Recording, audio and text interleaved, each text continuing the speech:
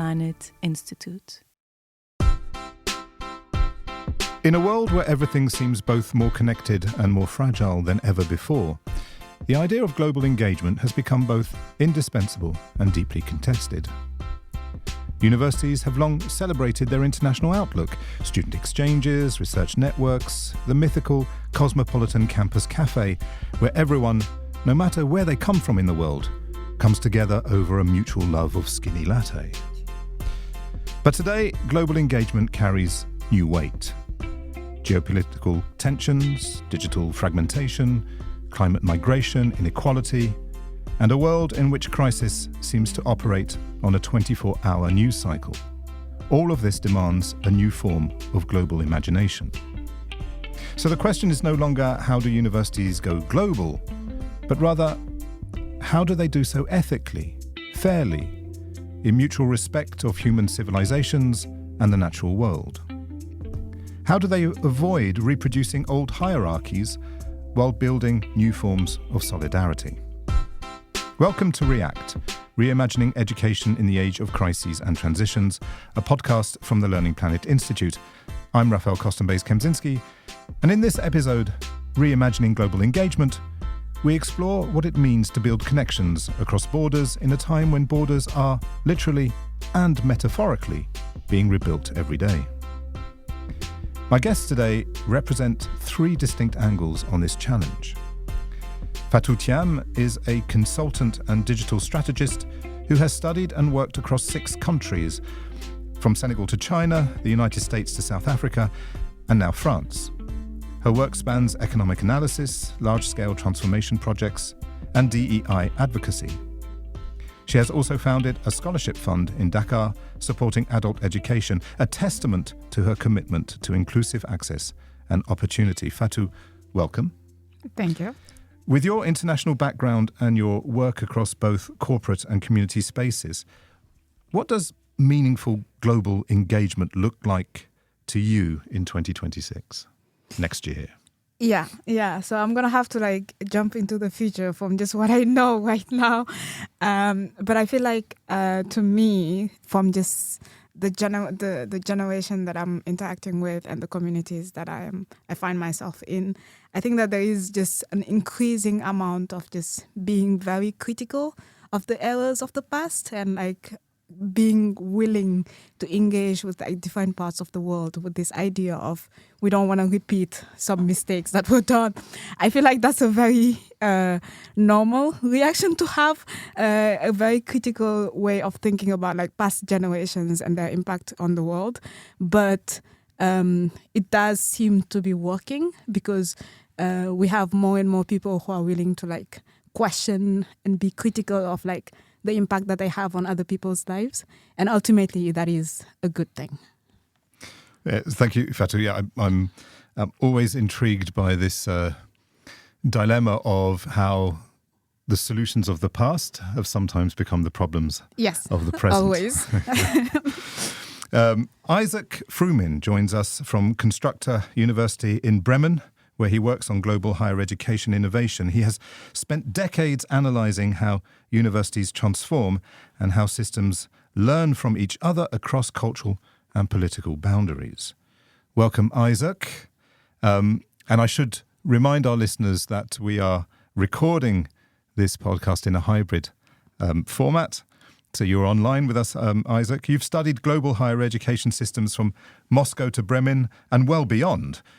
How, for you, is global university, or the notion of the global university, evolving in this moment of crisis and transition?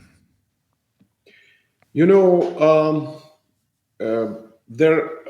of my colleagues in academia that study so-called international higher education now using the words like re-internationalization. Something that, assuming that there is a kind of return to isolation, to growing national boundaries, etc. I personally don't think that this oscillation is so significant, because in the big scale, we see the growth of international student mobility. I represent unusual university, which has 92% of international students in Germany from 120 countries. And we see the growing, despite all obvious visa issues, growing prices for education, etc., we see growing flow of international students. They go, another thing that new centers of attraction for international students emerged, like in China. I think that soon Korea would be welcome more and more international students. So frankly speaking, I think that the trend is still there. Internationalization of the higher education is still a phenomenon that we observe, and it will be growing. Thank you very much, Isak. And so you mentioned the word internationalization. Maybe we'll have a chance later on to explore the connection or indeed the differences between such notions as internationalization, globalization, planetization. We're speaking from the Learning Planet Institute, so I have to sort of introduce that neologism as well. But thank you very much for your introductory comments. And finally, Noah Webster Sobe joins us, and Noah is Chief of Section for Higher Education at UNESCO and a scholar who has spent his career thinking about the futures of education. He has led international initiatives on global collaboration, served as president of the Comparative and International Education Society, and is deeply invested in how education shapes democracy and global citizenship. Noah, welcome. Now, you've been at the heart of UNESCO's Futures of Education work. How for you then has the very idea of the global, so I'm referring directly back to comments that Isak has just made, how has the very idea of the global shifted in today's landscape of crisis? Thanks, Raphael. It's a pleasure to be with you and Fatou and Isak today. I would say two things. First, even though it's under siege right now, I would say that multilateralism, I think, has become one of the kind of key concepts for advancing and thinking through global connections and global challenges. And what the principle of multilateralism asks us to do is to face our common challenges together. And I think when that translates into higher education, I think you see universities, starting to act less as a collective of independent institutions and more as an interlinked ecosystem. I think that's so a shift towards multilateralism on the side of higher education, I think, is one of the shifts. The second one, though, Raphael, would be to pick up on the planetary point that you brought up, because I think that we are seeing some significant shifts in how the international is thought about, how that cosmopolitan cafe that you mentioned is thought about. For the last, I would say, 30, maybe 40 years, international education has tended to prioritize a kind of cosmopolitan subject who is at ease, moving across borders and boundaries. And there's certainly a lot of value in that. But I think that we're moving into a moment of a bit more planetary rootedness, which retains that broad perspective, but focuses perhaps a bit more on dwelling well within an already diverse and already interconnected contexts. Thank you very much, Noah. I was just wondering, just listening, I'm turning to you, Fatou, because I'm just wondering, listening to these introductory comments, As I said, when I gave your sort of biographical elements, you spent much of your life traveling across borders. Yeah. Has that, and with your experience, your professional experience now, have you changed perspective, or has it affected the way you see differences between what it means to be international, what it means to be global, what it means perhaps to be cosmopolitan, or what it means to be planetary? It's interesting to be asked to look back, because I feel like it's part of my life now to just be in extremely diverse environment, when at the beginning it was not the case. Like, I come from a very homogeneous society in Senegal, where like people from my background don't really get to travel or like be in extremely diverse spaces as much as I have had the chance to do it. Now it's normal, but when I'm asked to like take a step back and question it or like think about it, it becomes this like new way of like thinking about the world that I have to reckon with. But yeah, like I think I like the question that you had around like this idea of internationalization versus globalization versus planetization, I think you said. Because when it comes, like I think for people, a lot of people from like developing world or like the South have this weird way of reacting to globalization, because sometimes it does erase us. Like when we just think about globalization, because it's like you have to take one culture or like one way of thinking and make sure that like it's globalized and like broadened across borders. And I feel like maybe internationalization and planetization might go beyond that and actually correct that issue of having to take one and make it for all, and rather see some beauty or like some kind of new way of thinking about like how can we share our different ways of thinking, our different ways of living, not just choose one of them as the right answer, but figure out how we can all cohabit in this more planetized world.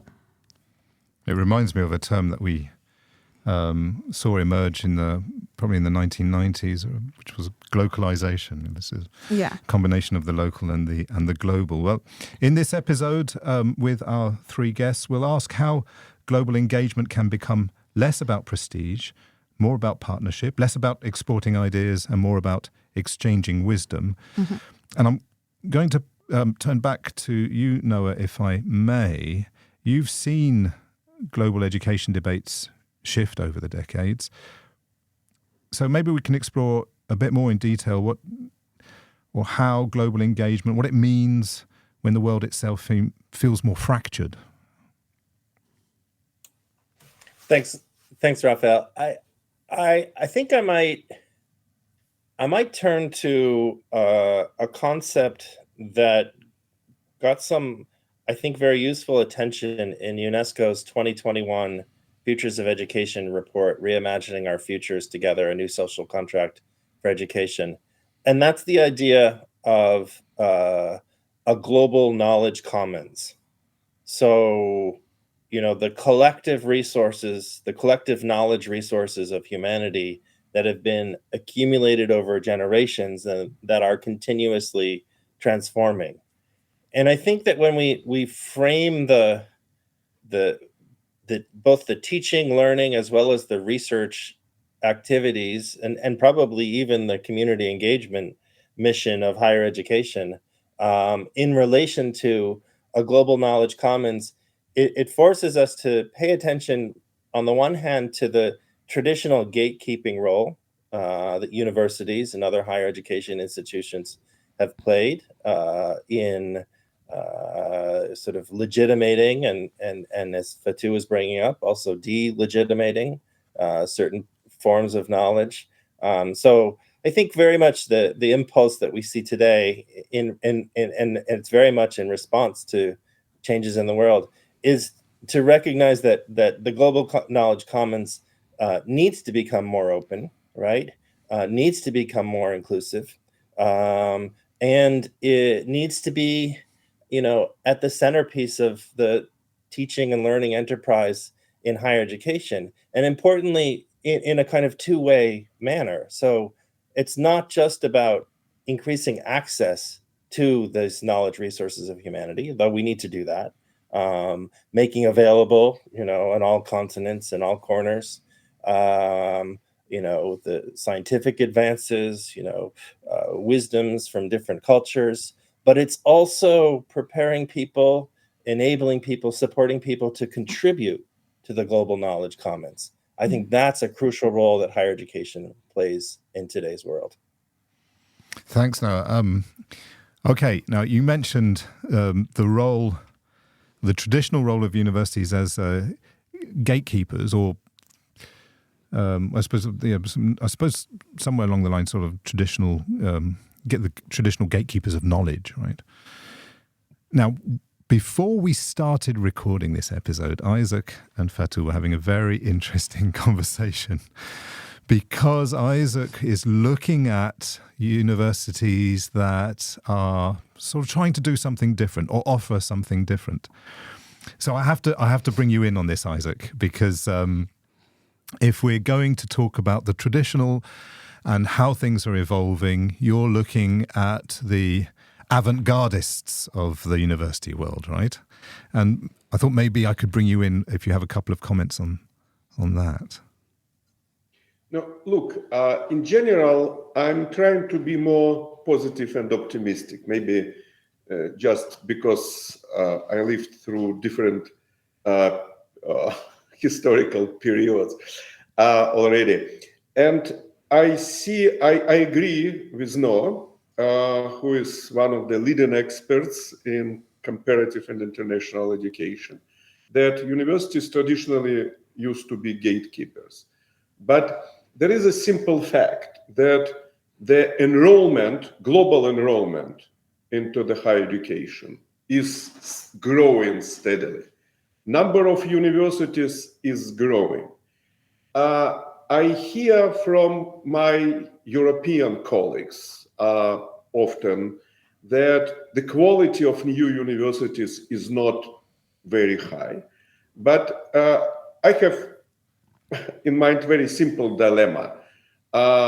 No open knowledge or not first quality knowledge. For me, it's better to have maybe not, first class university with first class research universities everywhere, but it's good to have many universities. It's good to have many students that can attend online courses.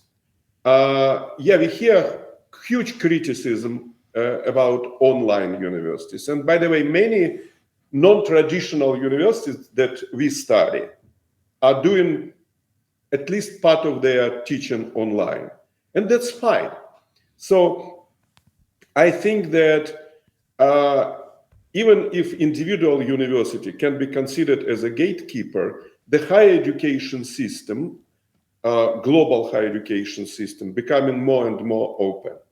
And I receive letters from potential PhD students from Nepal and from Myanmar and from Nigeria. So, and I ask these people, how did you learn about our tiny place? And they found in internet, on YouTube, etc. So I think that one of the good things about non-traditional universities that they are opening their access to the knowledge. But at the same time, I think that we touched very important point that if they would cooperate with each other, if they deliberately will consider each other as partners and not competitors, it will give such a boost to the global knowledge that we could just dream about.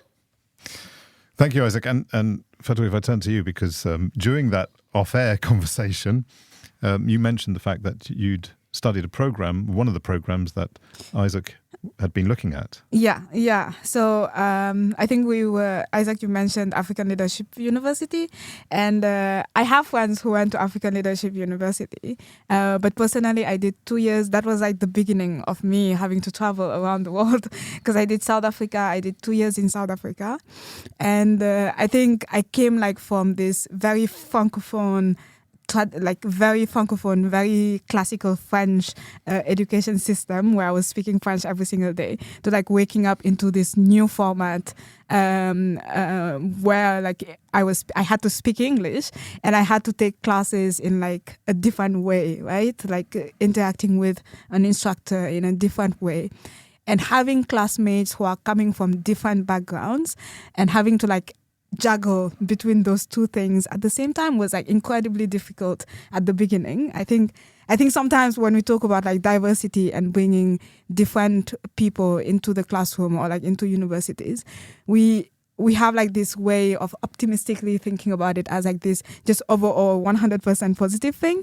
But for the people living it, who have to interact with these different like these highly diverse environments, there are like phases that you go through where it starts with like this shock, right?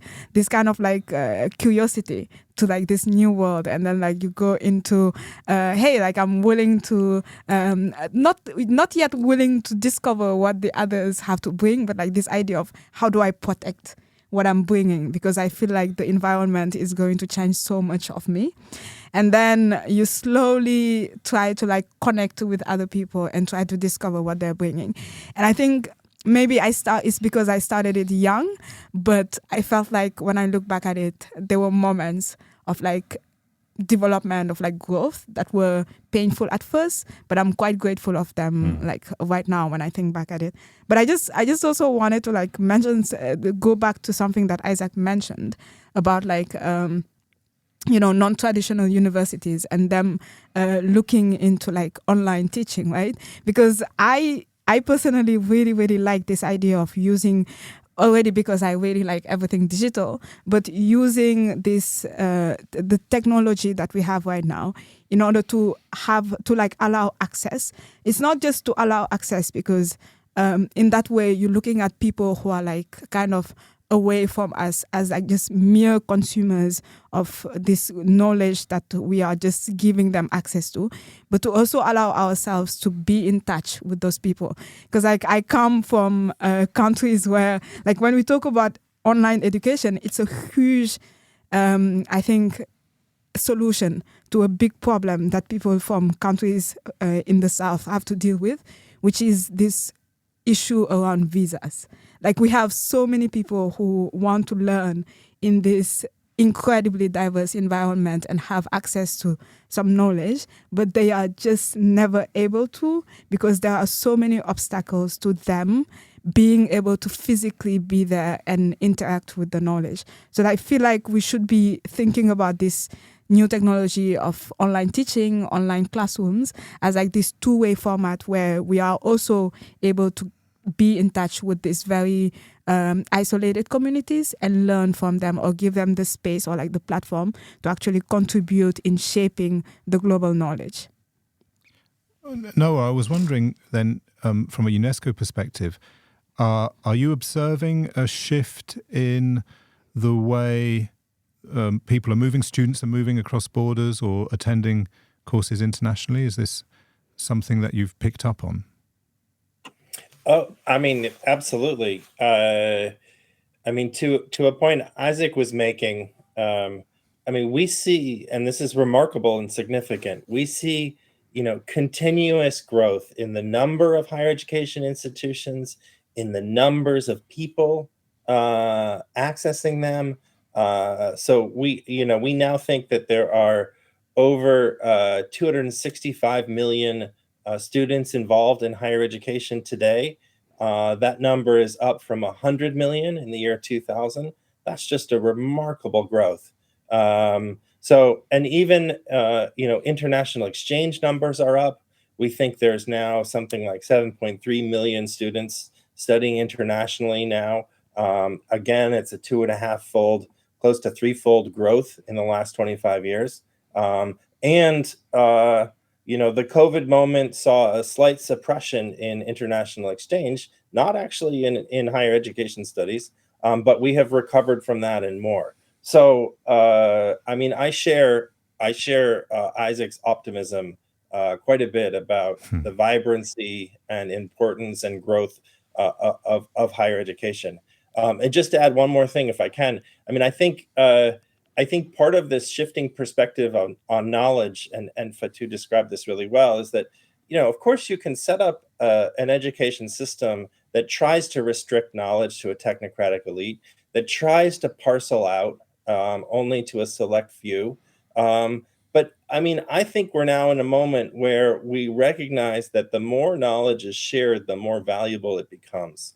And I fully agree with the comments from both of your guests, Raphael, that there are an incredibly exciting number of different kinds of higher education institutions, different ways of accessing higher education today that there weren't in the past, right?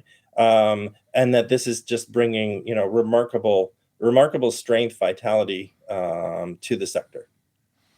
Thank you very much. Raphael, may I jump in? Of course. Because Noah made a point about some attempts to limit this trend. And let me be clear, I'm optimist, but I agree with him, and we all see these attempts that as a professor, I shouldn't say the word stupid, but I would say not very thoughtful, because yes, indeed, quite a few countries, we observe it now, they have an idea either to limit physical flows of students, and they do build new barriers, which looks very unreasonable.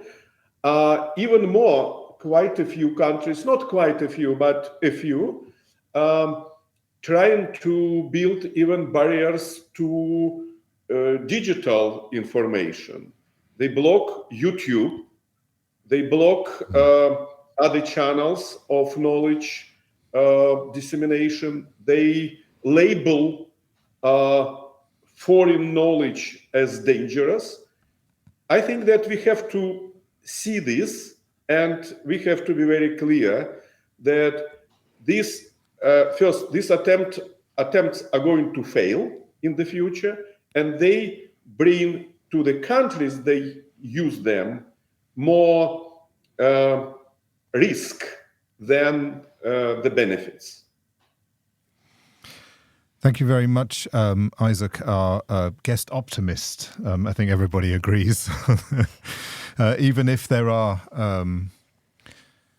dangers that we must identify and deal with. I'm just thinking here that at the Learning Planet Institute, we have a master's program. This year, 100% of our students are international students, which brings a wealth of intercultural understanding around knowledge systems.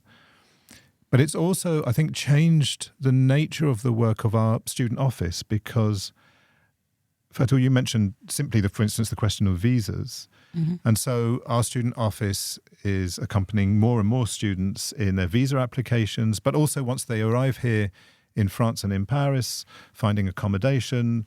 I think France's administration has a reputation globally of not being the simplest institution to understand. So it changes the work our student office is doing. And of course, it changes the way we understand the global student experience when we have 100% of international students, whether it be how you deal with or the advice and help we offer with dealing with administrative tasks, all the way through to, of course, creating an intercultural environment where we can study. So our master's program is on planetary health. Mm-hmm. And of course, coming from all different continents and a variety of different countries, the way we understand typically of planetary health, what you were saying about the sort of the very local impact, and We don't want to sort of be in, when we talk of globalization, we don't want to be talking about homogenization. It's not the same thing. So all these factors come into play. So it makes for something extremely wealthy, rich, intellectually wealthy, intellectually rich. But we can't minimize the impact, indeed, of sort of the difficulties our students encounter as they try to move across borders. It's because it's also part of the global student experience. But if I can return to you, Isak, back to this question about internationalization. From your research on higher education innovation, are we seeing new models of global collaboration? Sorry, because you mentioned that we're seeing more and more higher education institutions emerge, but I was wondering if we are also seeing new models of global collaboration, perhaps more distributed, because you mentioned online learning, so therefore more digital, and indeed perhaps more democratic. I've seen that Noah has a comment, but maybe, let me start. Look, but may I refer to your previous point very briefly about homogenization? And I don't want to sound like kind of conservative professor that do not like multiculturalism. No, it's not me. But having 120 nationalities on our campus, we think about what unite us, what is common for us. I do believe, and my colleagues here believe, that we play too strong emphasis on the differences rather than what is common. We think that respect human rights, gender equality, constructive knowledge resolution should be common for us. And frankly speaking, I talk to students and they tell me that they come to Europe to have these things, not to keep some, let's say, traditions that contradict these nice values that we have. So, and I think you asked me about trends, and one of the trends that more and more universities now thinking about integration, how to integrate students, how to help them not to feel isolated in the country where they come to, So that's very important trend. And also about partnership very briefly. Unfortunately, I would not, I see that Europe is doing very interesting things, European University alliances, European Union really enforcing, I would say, international cooperation among European and other countries, by the way.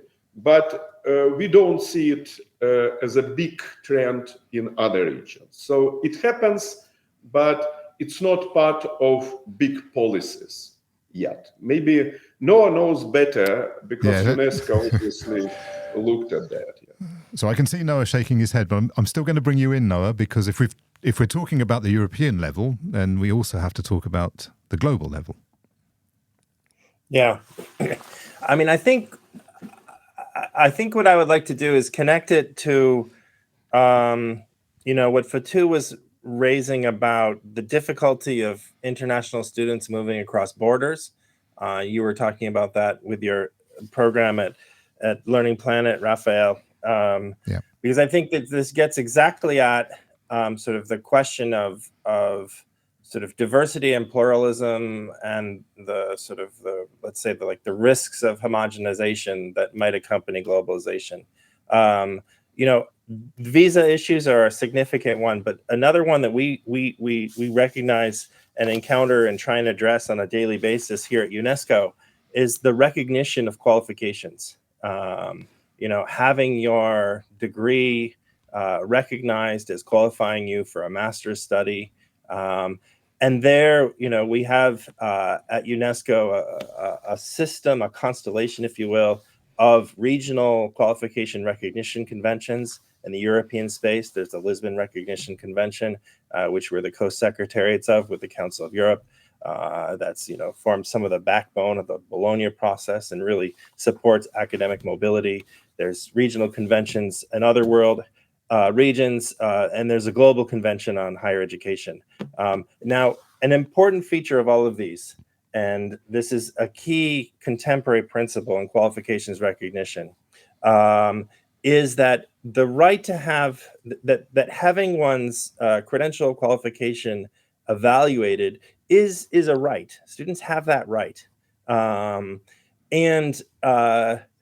they have the right to have their qualifications recognized unless substantial differences can be established, right? So this is to recognize that, international education and education, having different faces globally is of huge value because you learn differently in different places, right? So the effort is not to homogenize, all of learning into the same mold, but to accept, one of the reasons I'm going to guess, Raphael, where your students are coming is because they want the experience of studying with others in a different place and then to bring that back, right?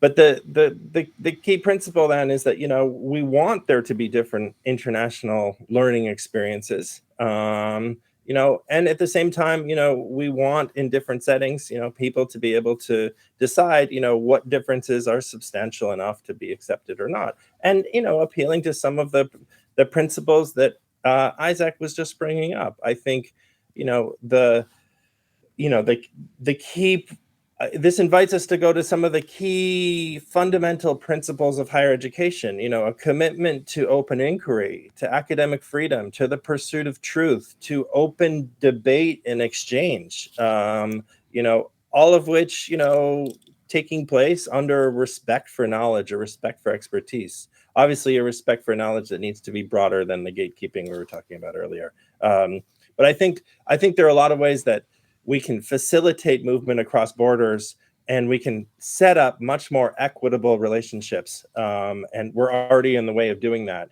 with programs like what you're describing. I see this happening all over the place, and I consider it quite encouraging, Raphael. So thank you very much, Noah. So homogenization, no, but having shared understandings is different, shared values, shared differences, indeed. And I like this idea because often we work towards consensus because we feel that it's the central nucleus of shared society or shared values or shared understandings, as I previously mentioned. The real difficulty, though, is creating bridges between points of dissensus if we really want to create global collaboration and global understanding rather than marginalize voices and just focus on the central voices. Because ultimately we live on a shared planet. So, we have to strive to get along and share our understandings of the world and share also our scientific findings, our scientific discoveries, because there's another issue there as well. So I'm turning to you now, Fatou, then.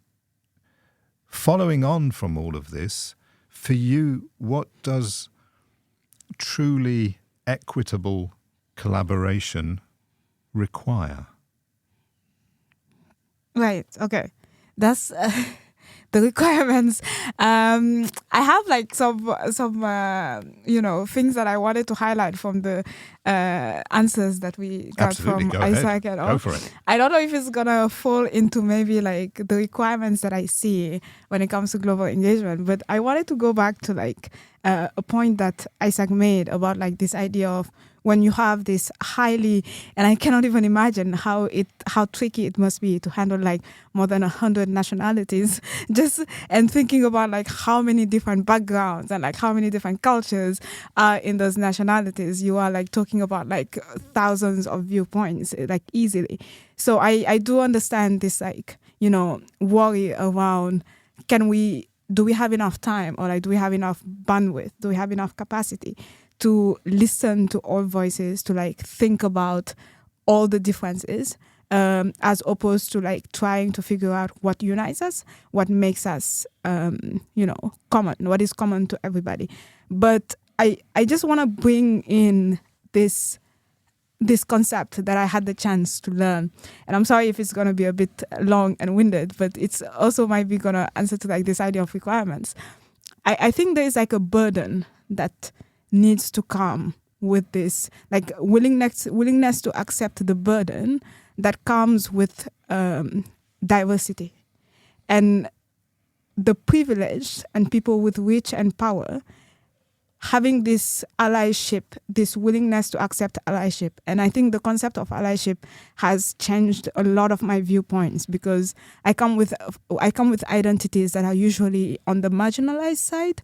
And sometimes when you think about it, you're just like, oh, I'm the victim. Like, I don't have any privileges. But then like, I think learning about allyship has positioned me in this way of like understanding that, hey, I may have some parts of me that are oppressed, but I also do have identities that give me a lot of privilege. How do I understand allyship in trying to lift up voices? And I think that like that also has pushed me in a different viewpoint maybe, or like a different way of thinking about the world than like what Isak is saying, where like I embrace diversity and I embrace plurality, or like changes. I don't want to say that like Isak doesn't embrace diversity. I should correct that very quickly. But I mean like this idea of like I like to focus more on what are the differences, because to me there is like, when we're talking about human rights, I feel like it's more of a foundation, and maybe we should be careful with this idea of equating human rights with European values, because we fall into the trap that has happened over and over again, and that we have seen and we have had to live, where like the issue with globalization, where you have to like think about human rights and what makes us human, what humanizing the other means, to like just something that is inherent to one part of the world, instead of something that you will be finding in different fonts everywhere around you, right? So I think that's what I'm trying to push for when I'm talking about like this idea of like diversity, heterogeneous environments, right? Because like one of the biggest issues that you will find there is the point that you said, Isak, around like making sure that students are not feeling isolated when they're going back to their country. Right. Because I have had to experience that, in the sense that when human rights are being taught to me, or like being explained to me in a European voice, when I'm trying to bring it back to my environment and bring it back to my community, it's not well received, because it's not in a voice that we understand. It's in a foreign voice. But if universities are willing to take in the burden of diversifying the voices that discuss human rights, we are able to reach more communities. Even though there is a burden, there is a lot of work that is involved in figuring out what are the different fonts in which you have to speak about human rights in order for it to be accepted in more communities than the small ones that we see. And I think you see it a lot, right? With like, when we talk about like patriarchal systems, when we talk about feminism, when we talk about LGBTQ rights, right? Where like there is like a lot of, we're doing a lot more harm when we're trying to make it about European values, as opposed to just these global values and these global rights, that there are communities in places outside of the outside of Europe or like the West, that have been able to understand these human rights, have been able to incorporate it in their daily lives without making it this us versus them, right? This idea of like, you have human rights in Europe, but you don't have it in like this specific country in the south of Africa. But this idea of like, oh, we have always had these human rights, but discussed in a different way, right? And I think that and I'm gonna maybe talk back, try to answer the question about like the requirements, right? And bring back this idea of willingness to accept the burden and the discomfort of having to listen to many voices in order to be able to see the different ways in which we are speaking about what we have in common. Because there are different ways, like ultimately the answer is going to be the same thing, but we might have different ways of interacting with that, of discussing it, of translating it into the world, right? And I think there is that requirement that needs to come. And I think it all just goes back to allyship, this idea of like being willing to take a step back and either reduce your voice in order to lift up other voices, or lend your voice to other people in order to amplify how they're thinking and what they want to say about the world. So I think that's like a requirement that comes with it, because it's not going to be easy. Like none of this is going to be easy when you want to have, I think, meaningful and positive impact on on a very fragmented world.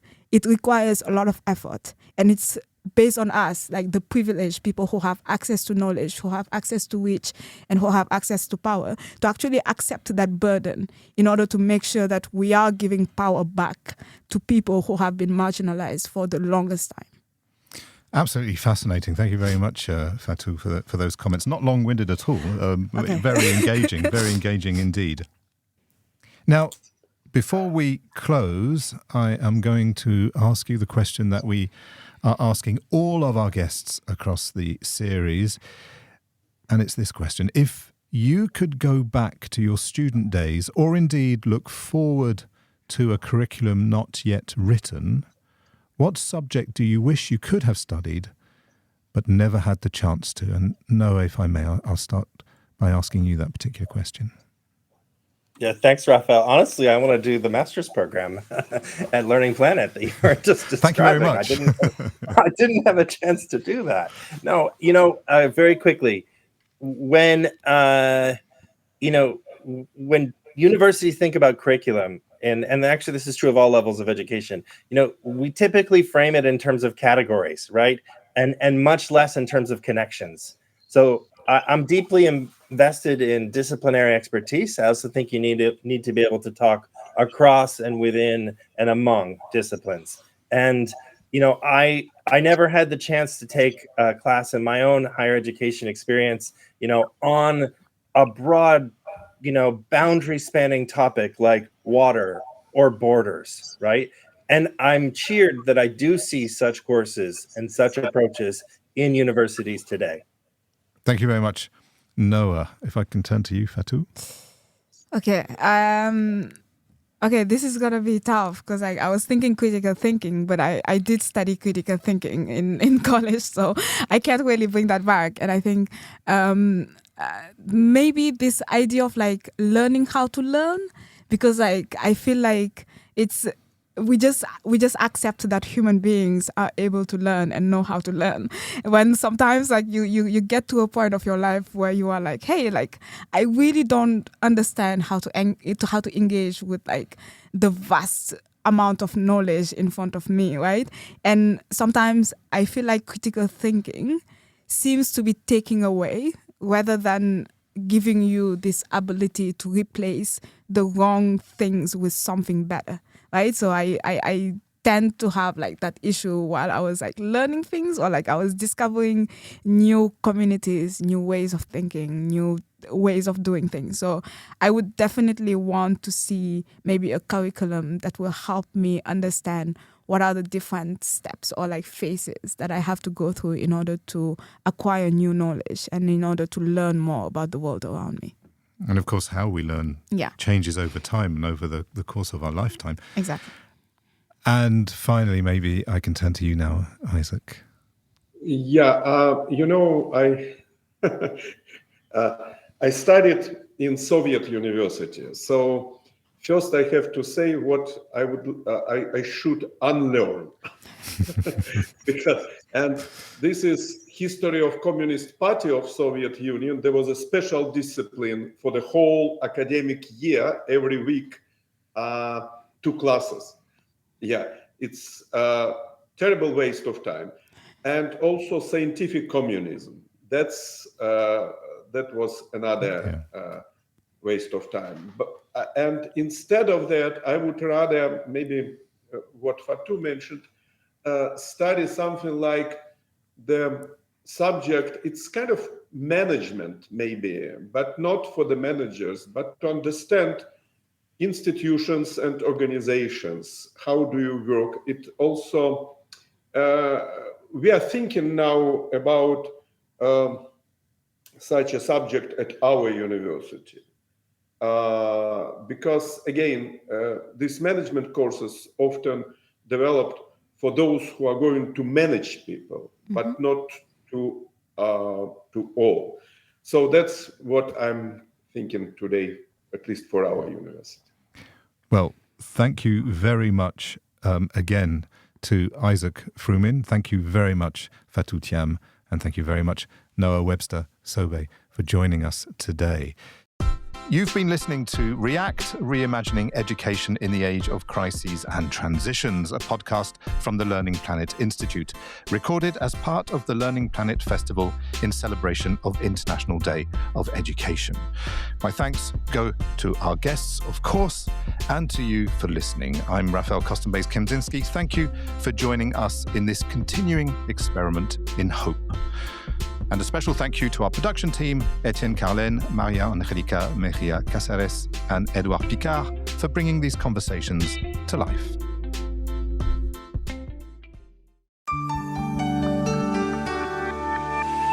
Learning Planet Institute.